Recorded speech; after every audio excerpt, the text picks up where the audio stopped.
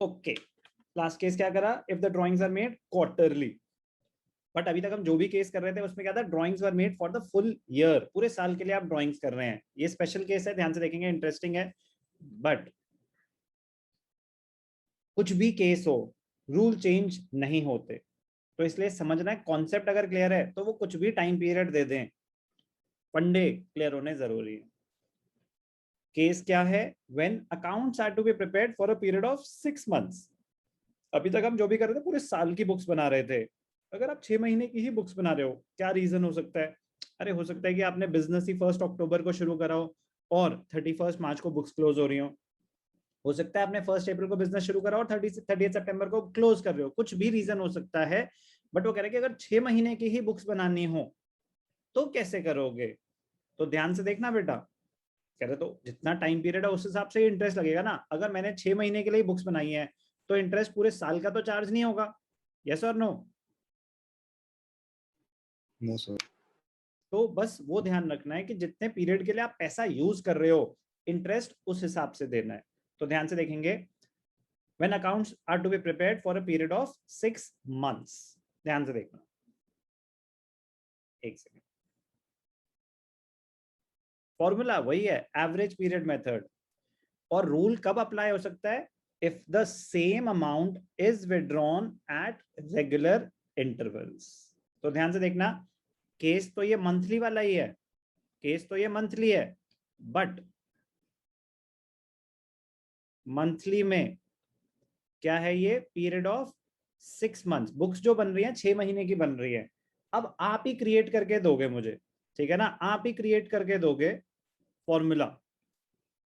किसको कॉन्फिडेंस है कि वो फॉर्मूला क्रिएट कर पाएगा बिना जाने कि वो क्या होने वाला है, मतलब बस अंडरस्टैंडिंग की। अच्छा आप सिचुएशन बताओ, फॉर्मूला मैं क्रिएट करता हूं, फॉर्मूला वही रहेगा, average period method, months after first drawing plus months after last drawing divided by 2। कौन क्रिएट कर सकता है, कौन ट्राई करना चाहेगा? कोई ट्राई करना चाहेगा? जल्दी बोलो, जल्दी बोलो, सन्नाटा। मैं ही बोल देता हूँ। कौन? अर्तिका प्लीज। ओके चलो मैं सिचुएशन बताता हूँ, आप टाइम पीरियड कैलकुलेट करना। Okay sir. 5,000 per month in the beginning of every month. But situation ध्यान से सुन लेना, पार्टनर्स हैं 3, प्रॉफिट शेयरिंग रेशियो का कोई लेना देना नहीं है यहाँ पे। दे स्टार्टेड बिजनेस ऑन 1 अक्टूबर। तो अगर 1 अक्टूबर को बिजनेस स्टार्ट हो रहा है और बुक्स क्लोज होती हैं 31 मार्च को, तो अक्टूबर नवंबर दिसंबर जनवरी फरवरी मार्च, 6 मंथ्स के लिए उन्होंने ऑपरेट किया होगा उस साल में। Yes sir. Okay, A withdrew 5,000 per month in the beginning of every month. तो पीरियड स्टार्ट ही कहां से हो रहा है, 1 अक्टूबर। Yes sir. तो अक्टूबर नवंबर दिसंबर जनवरी फरवरी मार्च, तो अगर बिगनिंग ऑफ एवरी मंथ है तो पहली ड्राइंग ए की कब हुई होगी? सर अक्टूबर, 1 अक्टूबर। 1 अक्टूबर। और लास्ट कब हुई होगी? सर 1 मार्च। वेरी गुड, 1 मार्च। तो अगर 1 अक्टूबर को पहली ड्राइंग हुई होगी तो मंथ्स आफ्टर फर्स्ट ड्राइंग कितने हैं? Sir 6 months. Very good, months after last drawing? Sir 1 month. Very good. तो 7/2 टाइम पीरियड कितना आ गया? Sir 3.5। 3.5 months.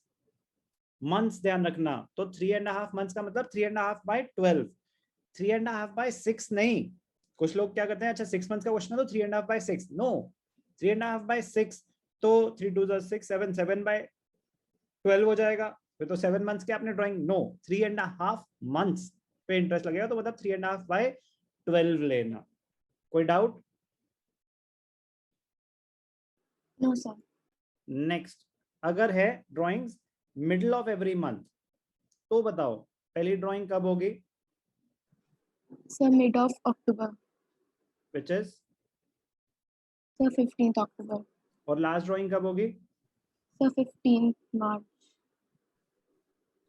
15 March. Very good. तो फर्स्ट ड्राइंग के बाद कितना टाइम पीरियड है? Sir, 5.5 months. 5.5. लास्ट ड्राइंग के बाद Sir, half month. तो टाइम पीरियड क्या हो गया?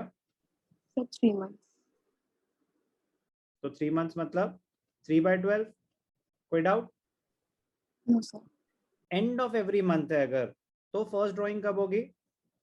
Sir, 30th October. अक्टूबर, नवंबर, दिसंबर. अक्टूबर में 31 डेज होते हैं. 31st October. 31st October. Last drawing Sir, 31st March. 31st March. तो months after first drawing? Sir, 5 months. Very good. Months after last drawing? Sir, 0. तो 5/2 which is equal to 2.5 months. 2.5 months. तो 2.5 months मतलब 2.5/12. अब point, अगर कुछ भी question आ जाए, अगर ये क्वेश्चन 9 months का हो जाए तो क्या आप टाइम पीरियड खुद कैलकुलेट कर सकते हो?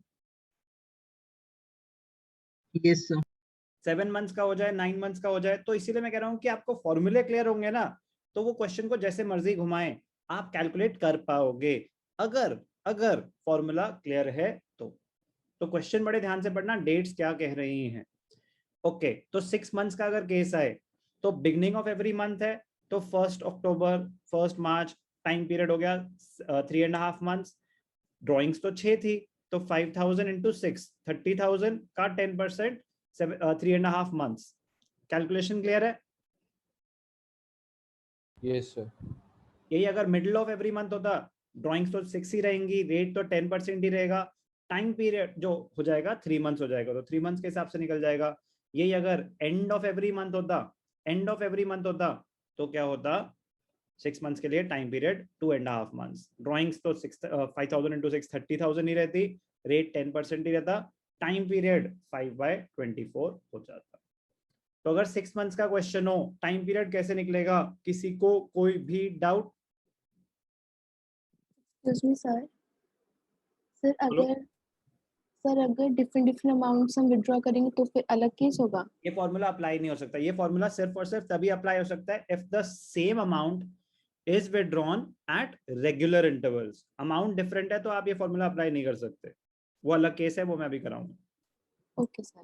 This formula, not just this formula, monthly वाला पूरे साल का, क्वार्टरली वाला पूरे साल का, एंड मंथली वाला 6 months का, this formula can be applied only and only when the same amount is withdrawn at regular intervals.